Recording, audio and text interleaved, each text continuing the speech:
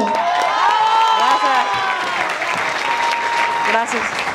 Gracias. Lo que queremos reflexionar son dos cosas. ¿Qué es la cuarta transformación? Si hay una cuarta transformación, entonces hay una primera, una segunda, una tercera transformación. ¿Y cuál es el papel de los jóvenes en esta etapa de transformación? En este momento donde nuestro propio máximo líder moral y político, no puedo decir su nombre porque está aquí al INE y ese es un espacio de formación política, todas las mañanas menciona el relevo generacional. Entonces ese es el motivo por el que estamos aquí, hacer una reflexión colectiva de dónde venimos, dónde estamos y hacia dónde vamos. Y yo no quisiera iniciar esta charla sin agradecer a todo el comité estatal por el esfuerzo que realizó para este evento, y les pido que lo que diga no hagamos una... Quiero agradecer de manera muy fraterna el esfuerzo de unidad que se hizo alrededor de la convocatoria de este evento.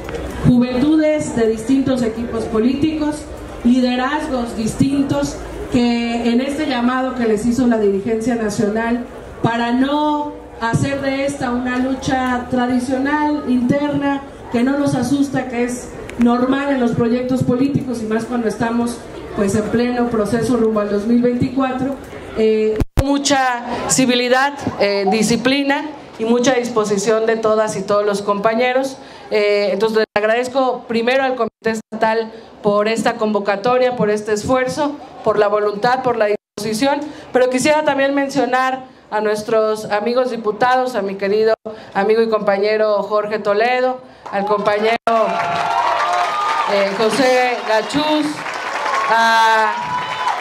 saludo también al senador, mi compañero senador Sergio Pérez.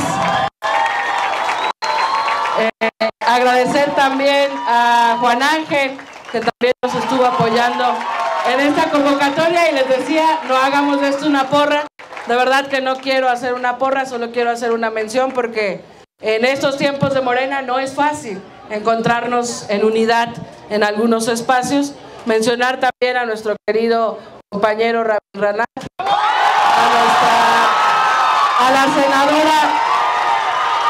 Compañeros, de verdad les pido que me permitan ser generosa con el agradecimiento, pero que no hagamos de esto una guerra de porras. Saludar también y agradecer también todo el apoyo a la senadora Lucy Mesa, a nuestro diputado, a Klaus Ritter, perdóname, a nuestro diputado Klaus Ritter también. Agradecer a todas, a todos, a los compañeros, compañeras, sobre todo a los jóvenes que desde abajo estuvieron convocando, informando para que este espacio sea un espacio orgánico, y la verdad es que lo es un espacio de unidad, un espacio donde están todos los liderazgos. Les cuento que también pasé antes de este evento a saludar al gobernador, y pues porque hacer política es complejo cuando todas y todos pues formamos parte de un proyecto y tenemos distintas formas de pensar, distintos estilos, y por supuesto pues somos un partido exitoso. Hubo un momento, aunque no se recuerda a veces, en el que en Morena pues nadie quería ser candidata a candidato, y hoy pues tenemos aspiraciones pues por todo, hasta para ser regidores, pues luego tenemos hasta 100 propuestas, ¿no? Entonces inicio con eso, no es el motivo de estar aquí ningún otro más que hablar con los jóvenes, e inicio con mi participación. Les cuento, ya hablamos aquí de la primera, de la segunda, de la tercera transformación. Miren, también saludo a nuestra compañera Margarita, bienvenida. Ya se habló aquí de la primera, de la segunda, de la tercera transformación, y podríamos pensar por qué hablamos a las juventudes de historia. Muchos jóvenes podrían decir, híjole, pues qué hueva que vengamos a hablar de historia un domingo. Me acabo de enterar yo hace unos días que es vacaciones para algunos, entonces pues podría parecer aburrido, pero no lo es.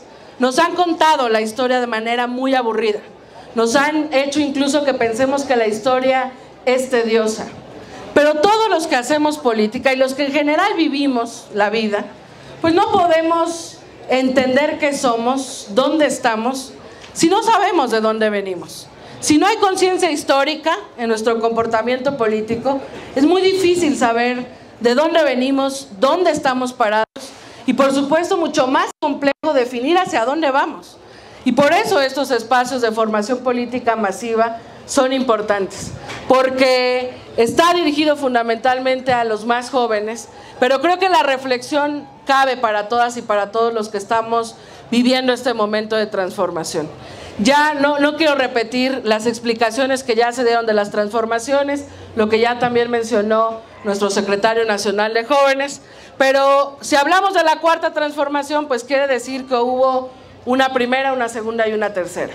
La primera fue la independencia, una lucha contra una colonia española que nos tenía sometidos, que nos dividió en castas, porque no era lo mismo ser español que ser criollo, que ser indígena, que pues concentraba las decisiones y el poder en unos cuantos.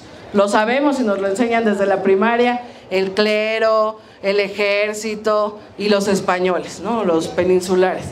Y esta irrupción popular de una mayoría, pues fue la primera transformación que marca nuestra historia, es decir, un pueblo mayoritariamente diciendo no más yugo español. Y surge la independencia, y surge un sentimiento de igualdad. Es decir, no importa si somos españoles, si somos criollos o si somos indígenas, vivimos el mismo territorio y debemos vivir iguales y en paz. Y ese sentimiento de igualdad pues sigue siendo una posición de la cuarta transformación. Seguimos luchando por la igualdad entre hombres y mujeres, por la igualdad entre ricos y pobres, que todas y todos tengamos los mismos derechos. Y luego, pues después de la independencia, por supuesto, viene la discusión de qué país queremos ser. Y entre otras cosas, la segunda transformación, que fue la reforma, pues fue esta batalla entre conservadores y liberales, que son las dos grandes visiones que acompañan casi siempre las luchas políticas. ¿Qué decían los conservadores? Los conservadores decían, no podemos gobernarnos solo, necesitamos un príncipe extranjero. Por eso recordamos de la reforma este momento pues rudo, pero que fue determinante, en el que Benito Juárez mandó a fusilar a Maximiliano. Porque el mensaje a otras naciones extranjeras era, México es de las y los mexicanos y nosotros podemos definir nuestro propio destino. Y ganaron los liberales esa lucha en la segunda transformación, que fue la reforma. Cimentaron los primeros pincelazos de leyes civiles, separaron al Estado de la Iglesia, reconocieron la pluralidad incluso de posiciones religiosas, porque hasta entonces solo se reconocía una religión, y surgió por lo que llamamos los primeros derechos civiles. Esa fue la segunda transformación y fue otro momento donde la mayoría del pueblo acompañó a los liberales para ir definiendo qué país éramos. Y luego viene la tercera transformación, la Revolución Mexicana. Los hacendados, los ricos, seguían teniendo el poder de las tierras a costa de casi la esclavitud hacia los campesinos. Y se asentó, ¿por qué no?, más de 30 años Porfirio Díaz. Pues la lucha de la Revolución Mexicana, entre otras cosas, la lucha por la democracia. Por eso recordamos a Francisco I. Madero y recordamos, nos lo enseñan también en las escuelas, aunque nos lo enseñan muy aburrido, pues esta frase de no reelección. Porque Porfirio Díaz utilizó el poder para reelegirse y duró prácticamente más de 30 años. Y recordamos frases también, y pues Morelos tiene mucha historia al respecto, pues de la tierra es quien la trabaja. Y estas luchas de los campesinos, estas luchas porque la tierra sea de quien la trabaje, por pues no generar una distancia entre los dueños de la tierra y los que la trabajan, pues sigue siendo una lucha vigente, aunque sin duda hubo logros en la Revolución Mexicana. Y la lucha por la democracia, pues ha sido una lucha moderna que hoy seguimos viendo. Apenas acabamos de ganar el Estado de México y detuvimos casi 100 años de que el mismo partido ininterrumpidamente gobernara un Estado. en pleno 2023. De ese nivel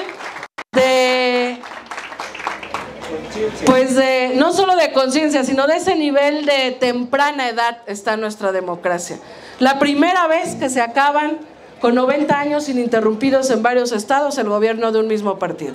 Bueno, de esas transformaciones venimos, de la primera, de la segunda, de la tercera, que las tres tienen en común que fueron violentas, que fue una mayoría del pueblo que decidió cambiar el destino y luchó contra un grupo de poder que tenía la toma de decisiones.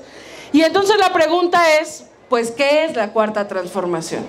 Porque la cuarta transformación, compañeras y compañeros, no es un político poniendo el dedo con la 4 y sonriendo.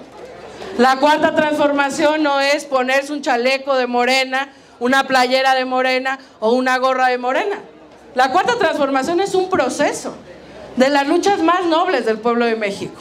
La cuarta transformación tiene una serie de valores, una serie de principios, una serie de determinaciones, porque busca la transformación profunda de un país que ha sido sometido en las últimas décadas a la pobreza, a la miseria, a la desigualdad, a la violencia, a la injusticia. Entonces, la cuarta transformación es una manera de ver la historia, es una manera de ver el presente, es una manera de soñar el futuro, es una manera de hacer política, es una manera de pensar la política. Y aquí yo me detengo y procuraré no ser muy aburrida, pues si me apuran, después de la revolución, son 70 años de gobierno del PRI, 12 años del gobierno del PAN, por ahí tuvimos un oasis en el gobierno de Lázaro Cárdenas, que no se concretó en un proceso. Paco Taibo, que ustedes conocen muy bien, un historiador, escritor, hoy director del Fondo de Cultura Económica, él dice que deberíamos de hablar de la quinta transformación porque no se menciona a Lázaro Cárdenas. Yo ahí coincido con el presidente. El proceso de gobierno de Lázaro Cárdenas pues fue un proceso de 4 años. No fue un proceso de transformación que duró mucho tiempo. La sucesión presidencial de Lázaro Cárdenas impidió que se profundizara el proceso de gobierno que había iniciado Lázaro Cárdenas y se fue moderando y se fue perdiendo. Entonces, vinieron 70 años del PRI, 12 años del PAN y hasta el 2018 inició un proceso de transformación que es este que llamamos cuarta transformación. Hasta el 2018 ganó Andrés Manuel López Obrador la presidencia. ¿Pero qué pasó antes? Si planteamos o partimos de 1968, donde todos recordamos esta frase de 2 de octubre no se olvida. ¿Qué es lo que no se olvida del 2 de octubre? Que un grupo de estudiantes salieron a manifestarse, a plantear que México podría ser un país distinto, a plantear que México podría vivir en igualdad, con justicia, con democracia. Y esa es parte de las luchas donde venimos. ¿Cuál fue la respuesta del sistema autoritario? El ejército, represión, tortura, desaparición. Es increíble que la respuesta ante los sueños de las juventudes de un Estado autoritario, de un Estado violento, haya sido asesinar, desaparecer y reprimir a los jóvenes del 68.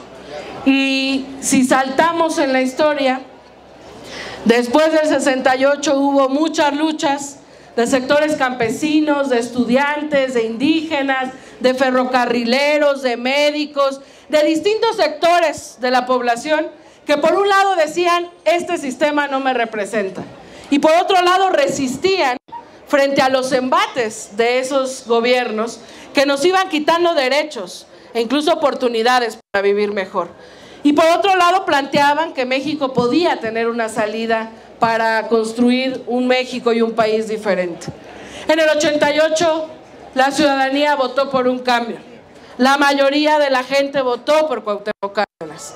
Y la respuesta del Estado fue un fraude electoral a todas luces. A Cuauhtémoc Cárdenas creo yo que le faltó la capacidad de seguir convocando a ese pueblo que quería un cambio y de organizarlo para seguir luchando. Y en el 2000 volvió a ser candidato, pero no llegó con un proceso de organización, no no generó lo que yo creo que Andrés Manuel López Obrador hizo después, pero en 2000 la gente volvió a votar por un cambio. En el 2000, nos guste o no, ganó el PAN y llegó Vicente Fox al poder con el deseo de cambio de la gente.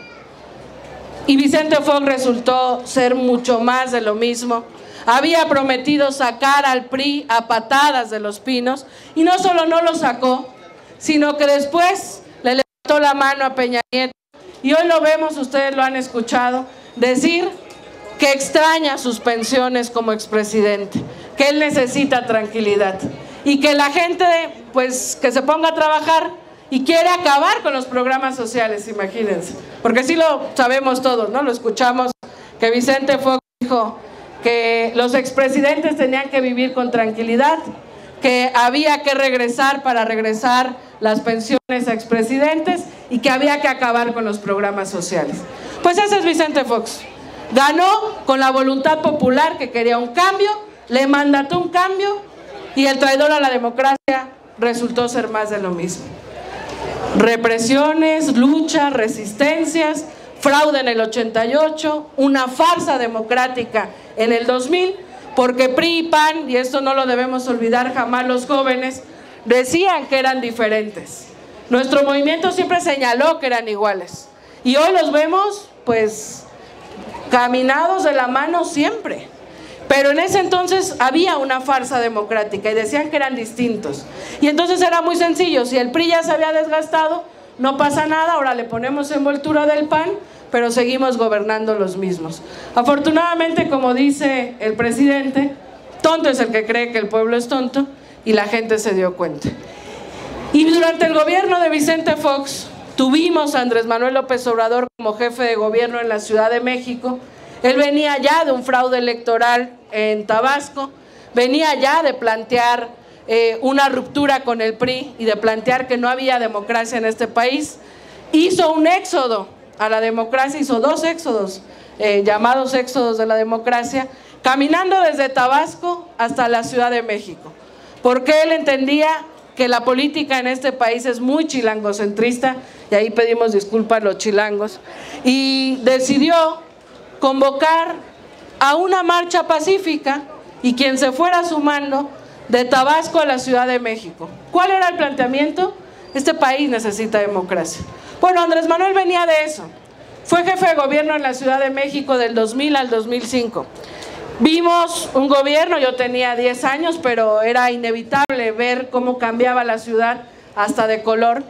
Vimos que se construyeron preparatorias, hospitales de especialidades gratuitas, vimos pensiones para adultos mayores, becas para jóvenes, para personas con discapacidad, para madres solteras, útiles escolares gratuitos, uniformes gratuitos. Vimos cómo empezó a cambiar la ciudad. Y por supuesto, como la política se hace en el centro, pues Andrés Manuel López Obrador empezó a posicionarse como el principal puntero a la presidencia de la República. Y ahí Vicente Fox, presionado por las élites que gobernaban, porque por supuesto esto se trata de quién gobierna, y quien gobernaba pues no era Vicente Fox, ya vemos que es medio incapaz, gobernaban las élites, los poderes fácticos que estaban detrás de él. Lo presionaron y le dijeron: tienes que detener a Andrés Manuel López Obrador a toda costa. Y yo no voy a profundizar en eso, pero a los más jóvenes que estén presentes y no lo han visto, y a quienes ya lo hemos visto, pues siempre nos gusta recordarlo, busquen en YouTube el discurso de Andrés Manuel López Obrador en el desafuero, que es un discurso que no tiene desperdicio y que tiene mucha claridad de lo que somos y de lo que siempre Andrés Manuel López Obrador ha planteado. La Ciudad de México se desbordó para luchar contra este proceso de desafuero que también aquí ya comentaba Alex Porras. Lo querían meter a la cárcel a López Obrador por haber abierto una calle que comunicaba con un hospital. Era la única calle por la que podían entrar ambulancias, por la que podían entrar enfermos con sus automóviles. Y el Poder Judicial otorgó un amparo y le dijo al jefe de gobierno: no abras esa calle. Pues el jefe de gobierno dijo: ¿cómo no voy a abrir la única calle que comunica este hospital para traer enfermos? Y esa era la razón por la que le querían meter a la cárcel. Por supuesto, él podía pagar una fianza, pero la pretensión era dejarle un antecedente para que ya no pudiera ser presidente, porque uno de los requisitos es no tener antecedentes. La historia la conocemos y quien quiera profundizarla, pues hay muchos elementos en internet. Se detuvo el desafuero porque la gente salió a manifestarse en defensa de Andrés Manuel López Obrador. Y voy avanzando más rápido. Eso fue en 2005, mi generación tenía 14, 15 años, ahí es donde nosotros iniciamos nuestra participación política. Era impresionante ver a la gente enojada, indignada, porque ¿por qué le querían hacer daño al único gobernante que por primera vez se había preocupado por todos y además por los más pobres? Y en 2006 llegamos a la elección presidencial y nos hicieron un fraude electoral. Nos dijeron que habíamos perdido por 0.56%. Muchos de ustedes son militantes, simpatizantes de Morena, lo mínimo que somos de repente cuando iniciamos, y si no, pues vamos mal, es ser representantes de casilla. Y sabemos cómo funciona la representación de casilla. Teníamos casillas donde habíamos ganado con 200 votos y en el sistema nos ponían 20 votos. Nos dijeron que perdimos por 0.56%. Y lo que nosotros decíamos, el movimiento, que teníamos documentadas varias irregularidades, decíamos, bueno, si esto nos hicieron en cada casilla, imagínense, ganar con 200 votos y vaciar al sistema 20 votos, si eso nos hicieron por cada casilla, o suponiendo por el 10% de las casillas, claro que ahí está nuestro 0.56%. Y la demanda en ese momento del movimiento era voto por voto, casilla por casilla. Porque lo que decía el movimiento era, vuelvan a contar voto por voto, casilla por casilla. Y si vuelve a salir que perdimos, reconocemos el resultado. Pero tan sabía la autoridad electoral y quienes presionan detrás de las autoridades a veces, que habíamos ganado, que no quisieron abrir el conteo de las urnas. Porque habíamos ganado, porque claro que ganamos, pero hicieron nuevamente fraude electoral. Entonces imagínense, yo tenía 16 años, no había votado, sentí como si me lo hubieran robado a mí, formé parte de las manifestaciones y había muchísima rabia de la gente, porque represiones, intentaban luchar y te trataban de amedrentar, fraude en el 88, una farsa democrática en el 2000 y otro fraude en 2006. Es como si el sistema te dijera, deja de soñar, este país no va a cambiar, sus dueños es un puñado y no puedes contra ellos. Y la gente estaba enojada, estaba rabiosa. Yo recuerdo que la ciudadanía le pedía a Andrés Manuel que se fuera a algo más radical. Recuerdo que había pancartas en las que la gente le decía a Andrés Manuel López Obrador, usted ordene, estamos listos y podemos tomar las armas. Recuerdo que había quienes le decían, tomemos carreteras, cerremos el aeropuerto. Era ya inconcebible que no nos permitieran por la vía democrática y pacífica transformar este país y conquistar nuestro propio gobierno. Afortunadamente López Obrador, como él mismo lo ha dicho, y mente fría. Éramos una masa de personas, miles, de distintas generaciones, de distintos sectores, con distintos orígenes, pero todos sabíamos que la democracia no se estaba respetando en este país. Y la respuesta de López Obrador, pues fue, sí somos muchos, pero no estamos organizados. Y bueno, imagínense, si a veces ni llegamos temprano, cuando nos ponemos de acuerdo para ir a una brigada, si no somos capaces de convivir como partido para definir candidaturas y nos peleamos, pues ¿qué vamos a poder organizarnos para una ruta más radical aparentemente o más, que amerita más disciplina? Y lo que planteó, pues ya lo sabemos, pero esa charla es sobre todo para los más jóvenes. Planteó que nos quedáramos en un plantón en toda la avenida de Reforma desde los días después de la elección hasta que el Tribunal Electoral diera el fallo final. Y el fallo final, pues lo sabemos, le dieron el triunfo al mayor genocida de este país, a Felipe Calderón, y lo que eso significó para el país y para las juventudes. Porque hoy sabemos lo que siempre denunciaron varios movimientos sociales, varios activistas. La falsa guerra contra el narcotráfico no fue una guerra contra el narcotráfico. Seguridad Pública de Felipe Calderón, Genaro García Luna, que fue juzgado hace unos meses en una corte en Nueva York, no solo no nos cuidó, que era el encargado de cuidarnos a todas y a todos los mexicanos, no solo no nos cuidó, utilizó el aparato del Estado, el recurso, la fuerza, el poder de su papel para cuidar a un cártel y combatir a los otros para cuidar a ese cártel. Y eso significó violencia, debilitamiento de las policías municipales, estatales, significó miles de desaparecidos, madres que hasta la fecha buscan a sus hijos, significó que las principales víctimas fuéramos los jóvenes, porque los principales detenidos y en prisión, jóvenes, los principales desaparecidos de esa falsa guerra, jóvenes, los principales asesinados en ese tiempo de terror, jóvenes, los principales reclutados por el crimen organizado, jóvenes. De ese nivel es lo grave cuando no se respeta la voluntad del pueblo. Nos jodieron la vida a una generación y a varias generaciones porque desataron la violencia y el terror. Imagínense, yo me pregunto todo el tiempo, niños que crecieron en territorios donde era normal ver cabezas colgadas en un puente. ¿Cuál es el daño a esas niñas y a esos niños? Por eso es que cuando decimos que no volverán, y por eso el debate público es tan importante, porque no podemos olvidar quién es Felipe Calderón, no podemos olvidar quién es Vicente Fox, no podemos olvidar qué representan los que se opusieron durante mucho tiempo a que el pueblo de México tomara las riendas de su destino. De ese nivel es la gravedad cuando no se respeta la voluntad del pueblo. Y después de Calderón, pues por supuesto hubo muchas luchas, muchos movimientos, porque el pueblo de México no se raja. Hemos llegado hasta este momento porque el pueblo de México es resistente, es luchón, es valiente y se aferra a que México pueda ser distinto.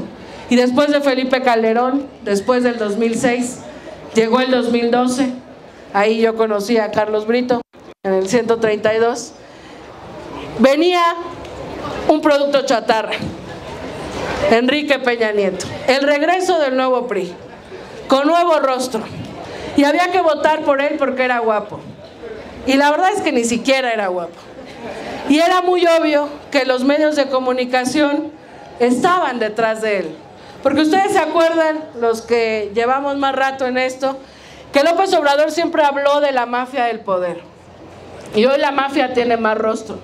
La mafia son los empresarios que no pagan impuestos, la mafia es el crimen organizado vinculado a políticos, la mafia son los grandes medios de comunicación que quieren controlar la opinión, la mafia en el poder son esos poderes fácticos que ven a los políticos como títeres para hacer negocios o para sus fines. Pues esa mafia del poder se quiso burlar de nosotros nuevamente y darnos un producto chatarra que era Enrique Peña Nieto.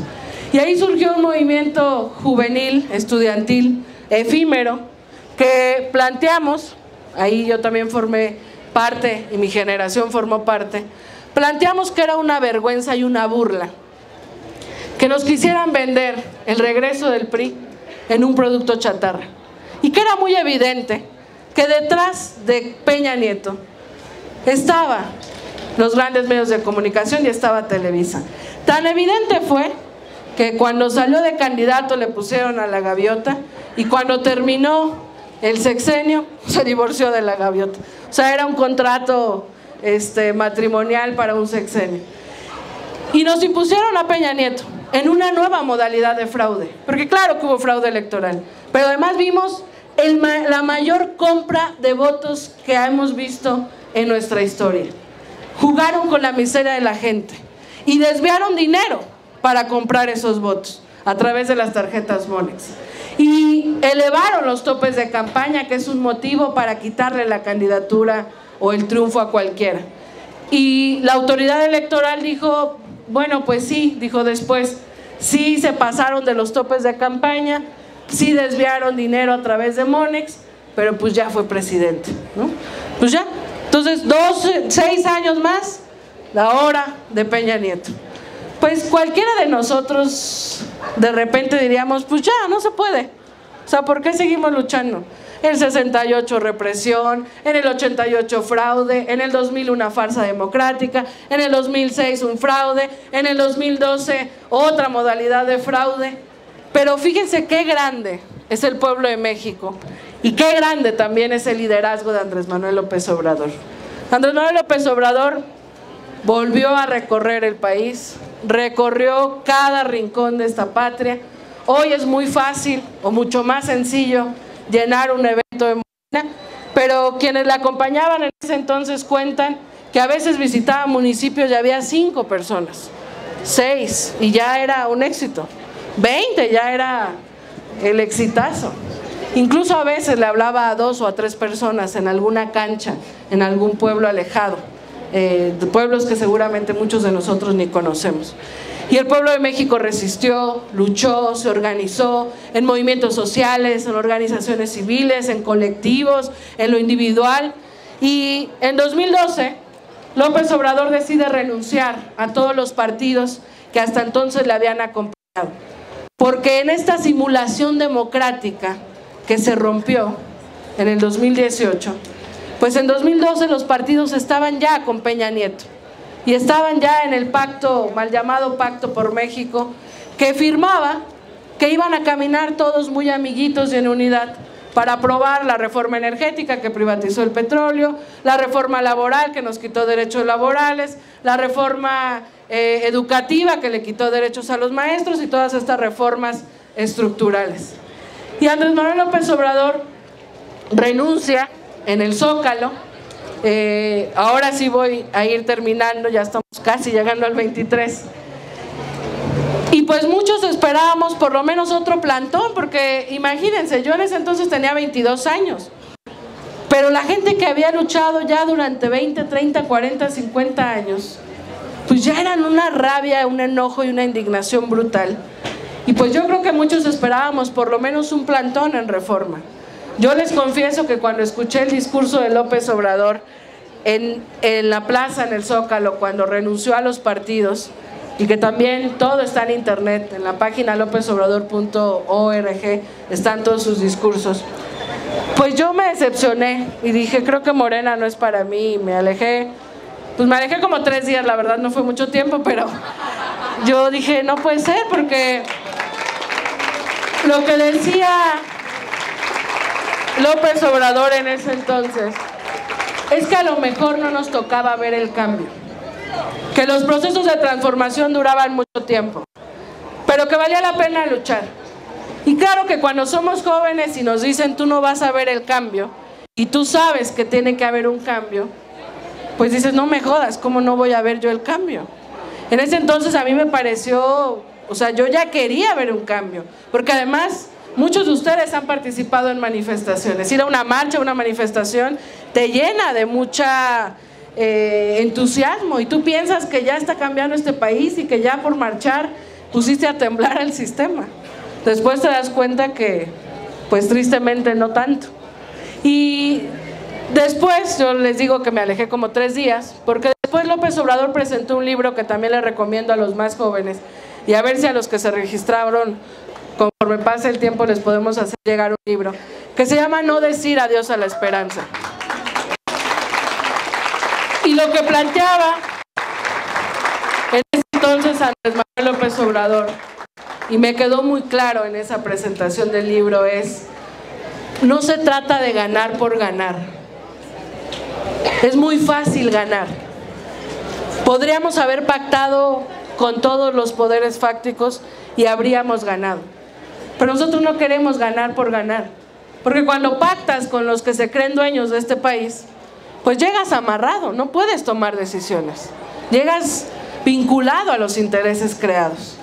Y entonces ahí Andrés Manuel, por lo menos a mí me quedó claro hasta entonces, planteaba que nuestro movimiento tiene como máximo objetivo la revolución de las conciencias. Y hoy tiene más claridad porque, fíjense, si perdemos a un líder, como vamos a perder a Andrés Manuel López Obrador, que ha anunciado que se retira de la vida pública al finalizar su sexenio, no se acaba el proyecto, porque cuando hay una revolución de las conciencias, hay una fuerza popular consciente y organizada que sigue empujando un cambio. Si un líder, un dirigente, un representante popular, un gobernante no está, o traiciona, o se corrompe en el camino, pues el proyecto no depende de una persona. Si hay una revolución de las conciencias, no depende de una persona. Si hay un proceso de cambio colectivo, pues la gente lo va a seguir empujando. Si alguien traiciona, si alguien se corrompe, si alguien se va, pues la gente va a seguir. Y lo nuestro fue, después del 2012, fundar un partido movimiento para seguir como movimiento organizándonos, para seguir como movimiento adoptando las causas más justas del pueblo de México, pero para disputar el poder por un método de lucha pacífico, cívico, popular, organizado. Y entonces nosotros entendíamos que para llegar al poder, porque yo en algunos momentos estuve en el ala radical, entre comillas, con mis amigos que salíamos a marchar y decíamos lucha, lucha por un gobierno obrero, campesino y popular, pero también decíamos no votes, organízate. Entonces yo de repente decía, ¿cómo vamos a luchar por un gobierno campesino, obrero y popular si no vamos a votar? Porque pues tomar las armas, insisto, si no somos capaces a veces de llegar al mismo tiempo a una brigada, ¿qué vamos a poder ser capaces de otras cosas? Entonces el método de lucha de nuestro movimiento es la vía electoral, la vía popular, la vía de la conciencia. Y necesitábamos un partido para llevar al poder a López Obrador e intentarlo nuevamente en el 2018 y para ir tomando espacios de decisión para mejorar la vida de la gente, porque de eso se trata la política. Y fundamos Morena, iniciamos, y ahora sí me disculpo por ser tardada, voy terminando. Nos costó mucho trabajo fundar Morena. Construimos Morena de manera artesanal, con miles de personas que incluso hoy son anónimas, porque no buscaban protagonismo, no buscaban una candidatura, porque tenían claridad de que valía la pena luchar por este país. Y lo hicimos, no es retórico, tocando casa por casa, bajo el sol, bajo la lluvia, subiendo, bajando, en territorios con cemento, en territorios de terracería, en territorios fifís donde no nos abrían. Y tocar una puerta significa que te la cierren en la cara y que te digan, este país no va a cambiar, no insista. Tocar una puerta significa que alguien llore contándote una necesidad y te diga que tiene esperanza de que este país sí cambie. Tocar una puerta significa que alguien te diga que estás loco o loca por plantear que quieres cambiar este país. Tocar una puerta significa que cuando ya pierdes el ánimo, por lo menos encuentras una persona que te dice, qué bueno, síganle. Y así construimos Morena, entregando el periódico Regeneración y hablando con la gente. Este es el método de hacer política de Morena, no es retórico, no es discursivo. Así construimos el partido más importante de México hoy en pleno 2023.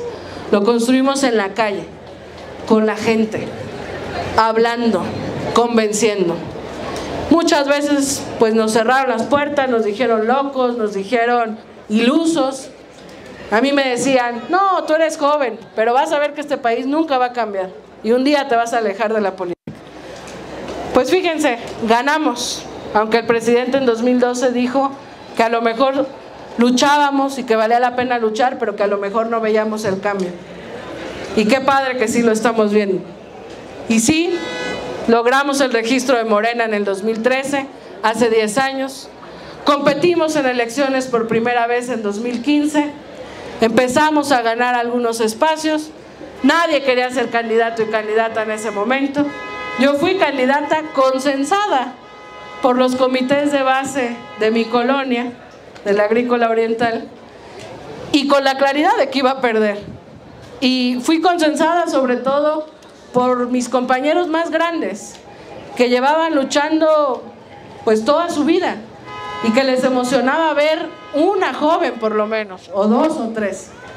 Y la verdad es que yo sabía que pensábamos que íbamos a perder, pero veía la ilusión de los compañeros de que por primera vez tenían un partido suyo y ellos podían poner un candidato o candidata.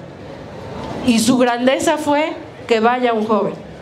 Pues por supuesto para mí significó dejar mi trabajo y pensar que pues yo iba a perder. Pero este método, y por eso yo creo en una nueva forma de hacer política, no es discursiva, no es que lo crea, no es que sospecho que funciona. Este método es el que me hizo diputada en el 2015. El hoy presidente era presidente del partido, nos dijo toquen 300 casas diarias y todos los que tocamos 300 casas diarias efectivas ganamos en 2015.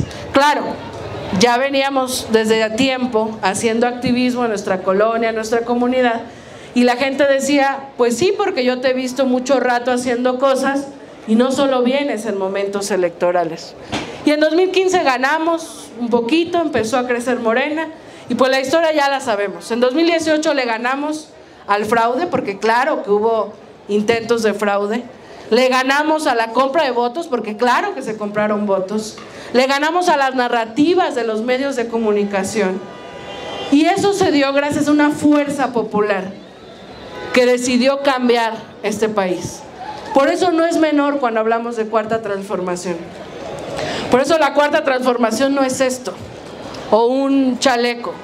La cuarta transformación es el resultado de un proceso de luchas del pueblo de México durante las últimas décadas en la historia moderna, y que logró la hazaña de tomar el poder por la vía pacífica, por la vía de la conciencia, por la vía popular. Es la primera transformación en este país que no es armada, y el método es la revolución de las conciencias, y va a ser la revolución más profunda porque estamos cambiando conciencias.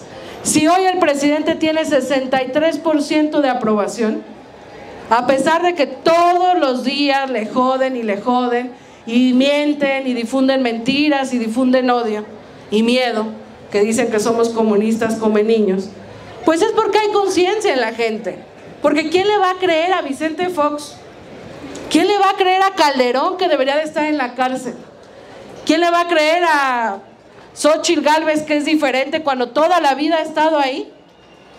¿Quién le va a creer a los que ensangrentaron, empobrecieron y nos rompieron el futuro? Y entonces los jóvenes tenemos un papel fundamental en este momento de la historia. Si tenemos conciencia histórica y sabemos de dónde venimos y honramos las luchas del pueblo de México, porque esas luchas implicaron compañeros asesinados, compañeros desaparecidos, algunos que decidieron desistir ante el sistema, otros que han luchado hasta el final de sus vidas. ¿Cuántos casos conocemos de compañeros adultos mayores que casi se murieron después del triunfo, como si estuvieran esperando ese momento y que pudieron ver el triunfo? Y hay compañeros también que lucharon toda la vida y no vieron el triunfo, no les tocó ver el triunfo. Pero las nuevas generaciones que estamos haciendo política en Morena, no podemos estar aquí por querer cargarle la maleta a alguien, o por querer un cargo, o por querer sentirnos importantes, o por querer ser políticos.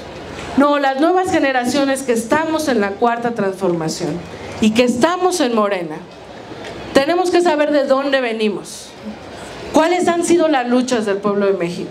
Tenemos que dimensionar lo difícil que fue llegar a este momento. Y tenemos que entender que la izquierda ha pasado de ser oposición y resistencia a ser una izquierda gobernante. Entonces también tenemos que formarnos, porque a los jóvenes que se acercan por cargos, pues primero decirles, no es por aquí, no es los cargos lo que nos mueve a estar aquí, pero es inevitable asumir responsabilidades. Las nuevas generaciones somos parte de un relevo generacional y es inevitable, no se desesperen. Es inevitable que nos toque ser regidores, consejeros de Morena, diputados federales, síndicos, presidentes municipales, gobernadores, gobernadoras, secretarias de gobernación como Luisa María Alcalde, que tiene 36 años. Es inevitable que en este momento de cambio a los jóvenes nos toque asumir responsabilidades. Pero tan es inevitable que tenemos que estar formados. Por si les toca, como me tocó a mí a los 24, 25 años ser diputada, pues no convertirnos en lo que criticamos y hacerlo bien y ser lo que yo llamo cuadros todoterreno, tener la humildad para hablar con la persona más pobre de nuestra comunidad y contarle por qué estamos luchando.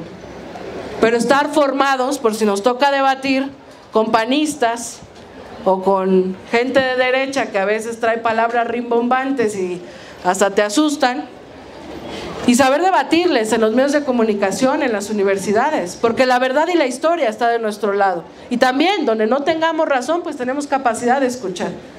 Estar formados por si nos toca ser asesores, regidores, diputados, lo que sea, porque estamos disputando el poder por la vía pacífica y democrática. Y nos va a tocar asumir o estar cerca de algún proceso legislativo, de algún proceso ejecutivo. Hay que formarnos para llegar a la toma de decisiones y no quedarnos con la buena voluntad solamente. Porque la noticia en esto es que es mucho más complejo transformar el país de lo que pensamos. Ojalá fuera suficiente con la voluntad. No es suficiente. Y si estamos formados para eso y además tenemos una visión del poder diferente, pues entonces, si después de ser funcionarios, de ser diputados, senadores, lo que sea que nos haya tocado, si ya no nos toca asumir otra responsabilidad, pues no pasa nada si después de ser secretaria general de Morena, me toca regresar a ser militante de mi comité de base de la Agrícola Oriental. Porque nuestra visión del poder no es vertical. No es, híjole, ya gano como senador, ahora hacia dónde voy. No es, híjole, ya tengo estatus y camino por la calle y me dicen senadora, senadora. Pues ahora necesito escalar y necesito. La visión de Morena del poder no es vertical, es horizontal. No estamos aquí por un cargo, estamos porque queremos transformar la vida de la gente. Y entonces, si después de secretaria general no se ocupa o no hay otra responsabilidad donde más pueda aportar, pues regreso a mi comité de base, porque yo voy a ser militante hasta el final de mis vidas, porque el relevo generacional del que habla el presidente tiene que aferrarse a que no vamos a descansar hasta que en este país no haya ni una sola persona que se vaya a dormir a su cama con hambre. No podemos descansar hasta que no haya ni una sola persona que muera por una enfermedad atendible. No podemos descansar hasta que no haya ni una sola persona en este país que viva con miedo por salir a la calle. No podemos descansar hasta que no haya ni una sola persona en este país que no pueda cumplir sus sueños por falta de dinero, por tener un empleo mal pagado, porque no hay universidades. Porque cuando hablamos de hacer política en la cuarta transformación, hablamos de que hacer política es buscar la felicidad de la gente. Y como el presidente lo ha dicho, el humanismo mexicano es pensar que la felicidad de la gente no es cuántos carros tengo y cuántas casas y cuánta riqueza tengo. Yo creo que cualquiera de nosotros y de nuestras familias sería feliz si tuviera los derechos más básicos garantizados. Que es increíble que en pleno 2023 pocas personas en el mundo tengan los derechos más básicos garantizados. Un buen empleo, un seguro, bueno, ahora dicen que los pagamos con 70,000 pesos, ¿no? Un buen empleo, acceder a una universidad pública gratuita, un espacio para vivir en paz, una vivienda, seguridad, llegar a cierta edad y tener una pensión y disfrutar la última etapa de nuestras vidas. Eso es lo que nos hace felices. Tener los derechos más básicos, vivienda, comida, vestimenta. Y si en el camino logramos darnos algunos gustitos y lujos, pues por supuesto que ya estamos del otro lado, pero cualquier mexicano o mexicana sería feliz con los derechos más básicos. Entonces, en pleno 2023, en la cuarta transformación, hablar de hacer política es hablar de eso. Seríamos muy chiquitos si limitamos nuestra lucha a una lucha de cargos. Es inevitable, vamos a seguir ganando. Morena está muy fuerte. A todas y a todos los que quieran y cumplan con los requisitos, con los principios, con los ideales, van a ser representantes populares y la gente les va a acompañar. Pero afortunadamente también hay una revolución de las conciencias. Y cuando hay malos gobiernos, cuando hay malos representantes populares, cuando hay políticos que no representan los valores de Morena, la gente también los va a rechazar, aunque sean de Morena y aunque se pongan un chaleco guinda. Y